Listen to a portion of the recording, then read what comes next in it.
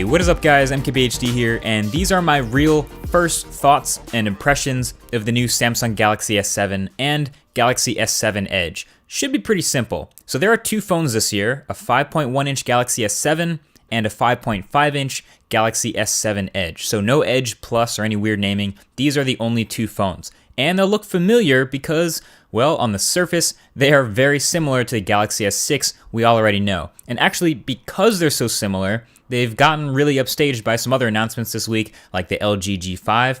But Samsung took what was already a pretty good phone with the Galaxy S6 and then fixed most of the worst parts about it. The Galaxy S7 is what feels like a slightly refined, improved, just better polished version of its predecessor. So first of all, it comes in 4 colors this time, an actually black phone, not blue, so that's cool, a gold platinum, a silver titanium, and a white pearl. And just overall fit and finish of the familiar design is a little bit better. They curve the glass on the back now, like they did with the Note 5, making it a little bit easier to hold.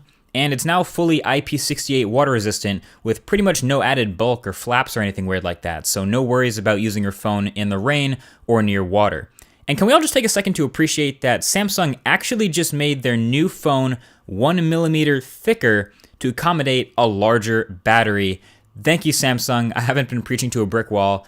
It is much appreciated. Also, the camera bump on the back is now greatly reduced. It's not totally flat, but it's less of a pain when the phone is on a table. And the home button / fingerprint reader on the front is also more flat. So yeah, it just looks and feels in a subtle way like a smoother, slightly refined version of the S6, kind of like the iPhone 6s was for the iPhone 6. So I guess you can think of this as like a Galaxy S6s, which really isn't that bad.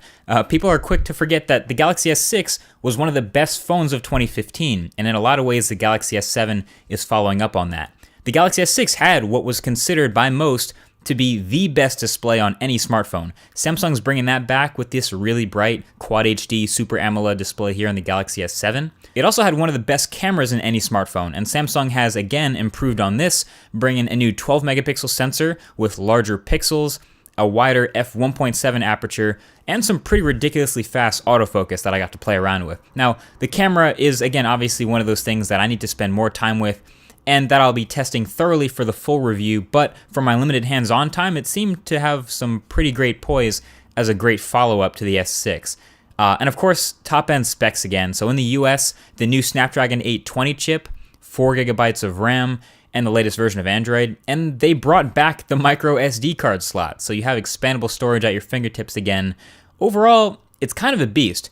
Now, it's obviously not perfect. I mean, this thing is still going to be, well, number one, slippery. It's still a serious reflection and fingerprint magnet all the time, and it still has that tiny speaker at the bottom. It still doesn't have an IR blaster anywhere, or even USB Type-C. And it's totally still running the heavily skinned version of Android that people sometimes love and sometimes hate. But either way, it'll be a familiar experience for anyone who's used a Samsung smartphone recently. So those bright, super saturated colors and big, round, colorful icons.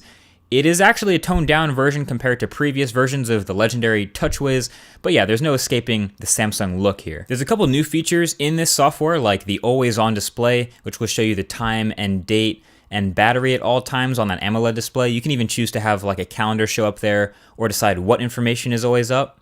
And that barely sips any battery since it's AMOLED. And on the S7 Edge, there's also an improved Edge panel, which gives you way more options to put stuff over there. You can put your favorite apps, you can put custom tasks, which should be really useful. You can also get people and news. But yeah, I really like the idea of being able to swipe in and launch a custom action within an app, like a task for that tasks panel. So that used to be something you needed a third-party app from the Play Store to do. Cool to see that built in here.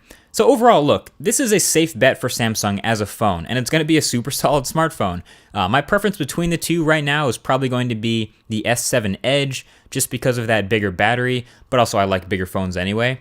But yeah, if you were looking for something wild and radical and crazy, you're probably going to want to look elsewhere, maybe keep waiting, or go with something like the G5, but Samsung has stuck to their roots with this one, and I like it. Can't wait to get it in for the full review. Thanks for watching, and I'll talk to you guys in the next one. Peace.